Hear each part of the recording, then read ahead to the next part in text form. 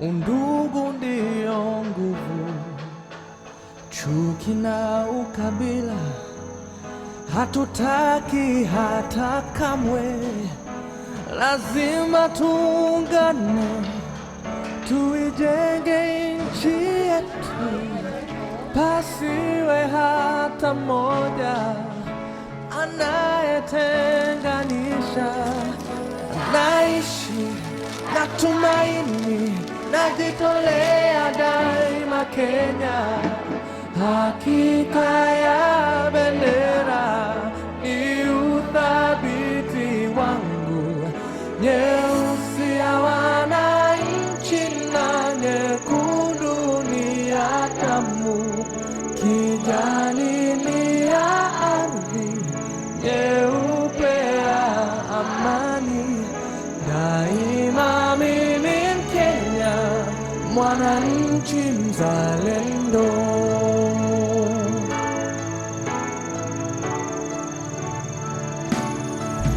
Kwa uchungu na mateso, kwa vilio na huzuni, tulinyakuliwa uhuru na mashujaa wa zamani. Hawakushtushwa na risasi au kufungwa gerezani. Nia yao ukombozi, kuvunja pingu za ukoloni. Naishi na tumaini, najitolea daima Kenya. Hakika ya bendera ni uthabiti wangu, nyeusi ya wananchi na nyekundu ni ya damu, kijani ni ya ardhi, nyeupe ya amani. Daima mimi Mkenya, mwananchi mzalendo.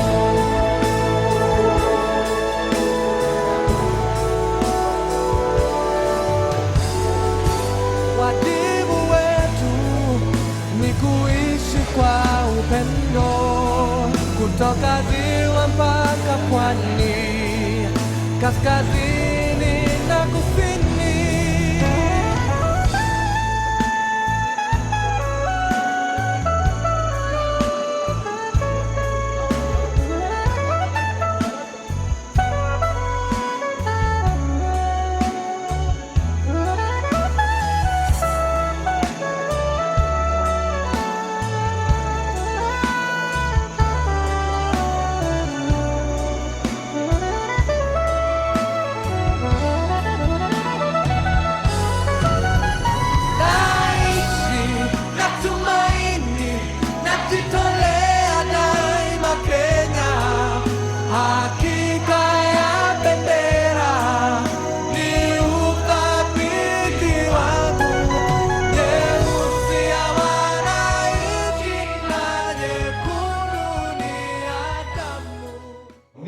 Prayer, because surely it is God who has brought us this far.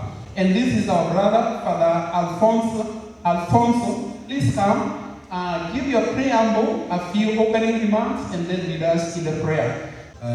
We are in the hall of Cardinal Tunga High School, which is shared also with the Rafiki Caravana School. And both schools were born out of a desire to educate our children and our youth to become true protagonists of their life, of the life of their country, and their life as Christians in the world. So that's why I welcome you in this place. I also originated this not only with my contribution, but also with the contribution of the here present MCA, Engineer Peter KARANJA, who was the promoter of the foundation that gave life to the Rafiki Caravana School. And I had also the pleasure to work with Mr. KARANJA for 3 years very closely in in the management of the parish, the pastoral management of the parish. So seeing him now as an elected representative of the ward makes me proud, in the sense that it means that those years also have been in kind of training and preparation for even larger responsibilities. And also this shows which kind of preparation even the church can give, the contribution that the church can give in the education of the person to be themselves and to be, as I said, protagonists. That is, aware of their needs, aware of their talents, and aware of their responsibility in front of God and in front of the people. I conclude with a quotation from the Holy Father, Pope Francis. Politics, though often denigrated, sometimes rightly, remains a lofty vocation and one of the highest forms of charity. Is the principle not only of the micro relationships with friends, with family, with members, with small groups, but also of macro relationships, social, economic, and political ones. I beg the Lord to grant us more politicians who are genuinely disturbed by the state of society, the people, the lives of the poor. It is vital that government leaders and financial leaders take heed and broaden their horizon, working to ensure that all citizens have dignified work, education, and health care. And then he concludes with, why not to turn to God and ask Him to inspire their plans? Not like a label that we put on top or at the beginning of the meeting and then, but as a real desire that God be part of our work. As He is the eternal worker, we also want to be part of it. So, I think this was a brief introduction. I want now that, if possible, we stand and we recite together the Lord's Prayer. In the name of the Father, the Son, and the Holy Spirit. Our Father, who art in heaven, hallowed be thy name. Thy kingdom come. Thy will be done on earth as it is in heaven. Give us this day our daily bread, and forgive us our trespasses, as we forgive those who trespass against us. And lead us not into temptation, but deliver us from evil. The power and the glory are yours, now and forever. Amen. Lord, inspire all of us tonight so that through what we shall share, we may be moved to be more ourselves, more protagonists of the life of our country, of our ward, of our county, and even of our families. We ask this through Christ our Lord. I am James Kirei, and I like to say I am your brother James Kirei because I am saying I'm a Christian, for which I have absolutely no apologies to make. And I am honored to be your MC this evening, courtesy of the MCA, and I am very, very honored and feel very, very humbled about that. So we want to recognize, just to acknowledge the MCA who are here. And we want to start with the Honorable Kahawa Sukari. Please, Honorable Mheshimiwa. That is Honorable Kahawa Sukari. Other senior leaders here, and I'm trying to do what protocol demands. We have Honorable Jeremiah Kioni. Where are you, sir? The Honorable Jeremiah Kioni, thank you so much. Former MP for Daragwa. And Mheshimiwa, you are very articulate. You speak very well. He is a UDF Deputy Party Leader. Thank you for honoring us and gracing this occasion. Then we have my hero in terms of timekeeping, the Honorable Maura nominated MP ODM. Mheshimiwa was here yesterday to see we are doing well. He came here in time, and thank you so very much.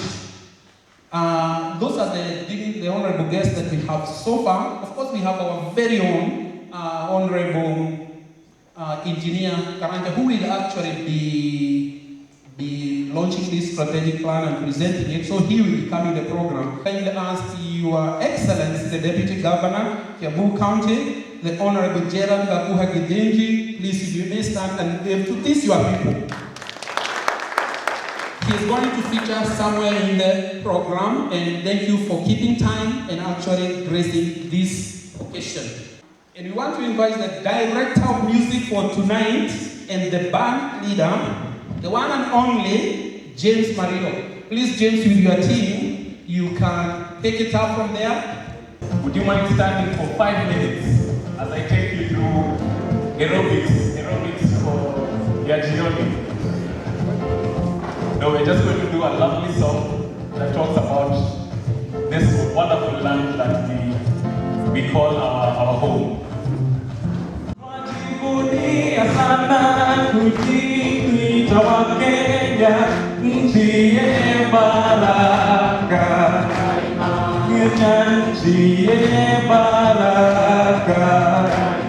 Tumekomboa Kenya, taifa letu tukufu. Tumebadili mwendo, tutalinda katiba mpya.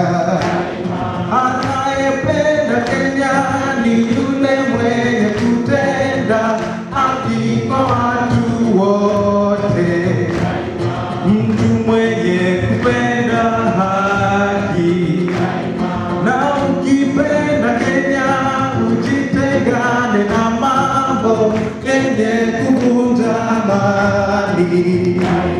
Hatutaki matata Kenya, wenye nchi Kenya kipenzi chetu, hatutaiacha milele. Wenye nchi, you sound lovely. Kenya kipenzi chetu, nchi yenye upendo, hatutaacha Kenya daima na milele.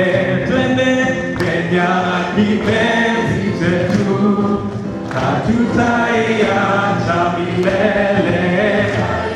Wenye nchi, hatutaiacha milele. Na nikienda nje sitasahau Kenya, na nitabaki Kenya daima na milele.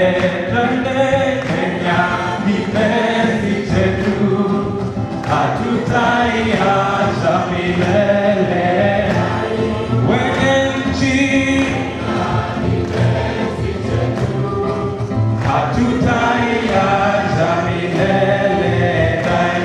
Na tumeapa sote wenye nchi wa Kenya, kutumikia Kenya daima na milele. Twende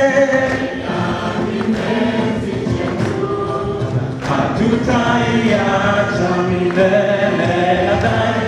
Wenye nchi,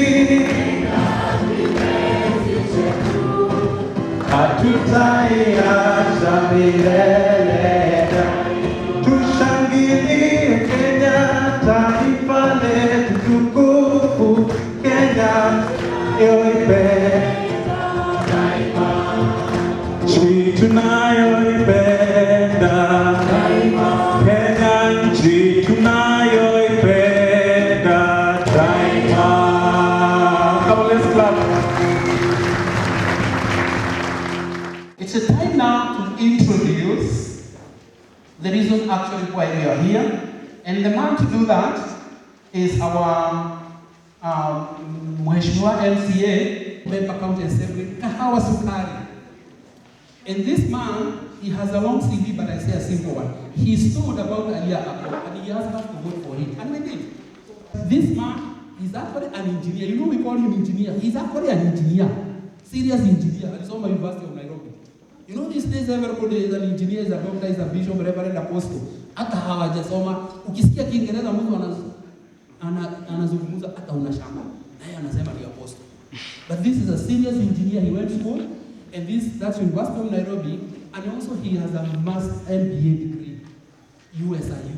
Yani huyu ni mtu akili yake yako na akili mzuri, na ndio ametuita. So I want to ask all of you, kindly stand up now. We invite our leader for this one, the one and only engineer, Karanja. Please find your way here so that now you can talk to these your people, and let us appreciate him as he comes.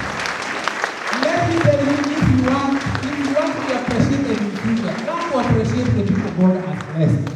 If you don't appreciate Mwaura today and you don't Mheshimiwa, who will appreciate you tomorrow when you make it? So please learn and not to feel very bad when people make it, because you may just be the next. Na kama hiyo ni kweli, simseme amen. Your Excellency the Governor, Kiambu County, Honorable Gerald Givinji, honorable members of Parliament with us this evening, honorable members of County Assembly, my colleagues with us this evening, my dear friends, and I start with the clergy, the residents of Kahawa Sukari, good evening. I first of all want to thank you so much for joining me this evening, and I'm actually overwhelmed by your presence to come and share with me the vision I have for Kahawa Sukari. And today I'll be presenting to you what, together with a number of our friends, a number of my friends, we had a team that I have been meeting for over 7 months, 8 months, to plan for this day. And before I move on, I want to tell you one of 2 reasons or 3 reasons that made me think about this strategic plan as the first item that I'll present to you formally. In our environment with Kahawa Sukari, you know we have developed this place. Many of us have struggled very heavily to put up the houses that you see, and sometimes you are referred as if you are rich, but some of us took 7 years, 8 years to put up these houses. We have also tried to put together the infrastructure, the roads, but the way we have been doing it scattered, even randomly, when there is a serious problem. We put together ourselves, and remember when we tried to do water, to bring water to ourselves, we couldn't do it as a community of Kahawa Sukari. That is probably where we born the zones that we have. So we were not doing it like it has been demonstrated together, all of us. So this way, we have made progress, but we would have made faster progress if we are done together. The second reason that I thought about this is what actually we passed in 2010, the promulgation of the Constitution. In Article 174, and I just want to quote that. This is chapter 11 of the devolved government, Article 174, C, and I quote, gives recognition for power of self-governance and enhanced participation of people in decision-making. And D, recognize the right of communities to manage their own affairs and to further their development. That is the Constitution. And the community that I'm talking about this evening is the community of Kahawa Sukari Ward. And Kahawa Sukari Ward is not an estate, it's bigger than the estate. The third reason is the collective social responsibility that we all have to bring about what is good for every one of us. Many times we may disagree on what is good, but majority of us, we know what is good. We want to be happy. And I think that is universal. We want a beautiful place like what we have here, a good hall like this. Regardless of where you're coming from, this is beautiful hall. So it is universal. We want clean water. That is universal. It doesn't matter where you live, you need clean water. And that is a collective responsibility, what we call a social responsibility. We want good health. That is universal. So for these three reasons, that is before, we have been trying to develop small units in our small courts, in our small zones, in churches. Various churches have their own programs. We have been doing that before. The Constitution asks us to take responsibility, to do what we are supposed to do. And then we have that social responsibility. With those, this is the reason why I thought, why don't we come together and I bring to you what I think we should do together as a ward to move faster. And with that, I'll ask that we go to the first slide. So I present to you what I call the short version of my strategic plan for Kahawa Sukari for the next 5 years. And this is a foundation strategic plan, which means it is just laying the foundation, because we should be thinking 2030 to align to the vision 2030 that Kenya is running with, and probably 50 years from now, when I'm not even here, we start thinking this way.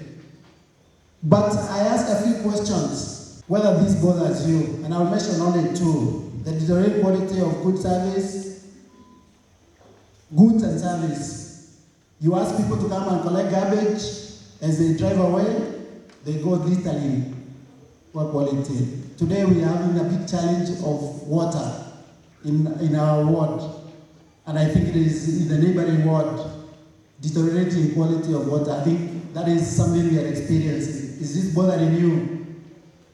Escalating degradation of our environment, for example. We can't now go to Q River to look at it. You can't even go near it because it's even smelly. This is happening. Does it bother you? High levels of insecurity. Many times we are trying to build walls, even putting laser wires, electric fences. We are spending money on insecurity. Should this bother you? When I was going around, and I think this was shared even yesterday, we find we don't have technicians. We don't have plumbers. And if we do, they are incompetent. But the question is, do we have, or who has the guts to change this? Who is going to help us so that we can get good mechanics, so that we can put plumbers? Who has the guts? Do we? Do I? Do you? We have more concerns. You are aware of the Thika Superhighway. Thika Superhighway, and many of us, particularly the civil society, have been complaining that we spent a lot of money. Was that the right project? But it's true, we spent a lot of money. But what have we seen? We have seen vandalism on this. It's a good project. We all liked it. But I think we were not ready for it. And through vandalism, we are spending 3 million shillings on that road alone to try and maintain it. So those are the things that I think bothering me. As you approach the bypass, the cross-section of the bypass, we had signboards there to tell us that now you are heading to Moyale. Now when you get there, you don't know where you're going. And they were there. Sometimes it's even strange because I don't know how people climbed there to remove them. So what do we need to do? I think we need to do a transformation. We need to start thinking about a mindset change. We start looking at where we have gone wrong. And I'll demonstrate in the following slides what others have done. In 1965 or thereabouts, Korea was like us, probably worse. In fact, they were worse than us in terms of their structures. You can see the ramshackles there. These are carton houses in Korea. Next to the lower side on my left, this is next to a river, like Q River. But these people have been able to convert and transform themselves. And this is what you see. Well-organized residential areas. These are residential areas not in towns, but in the villages. Korea is #1 ship-making country in the world. They are #1, and they are very strong in many other aspects. That is us in 1965.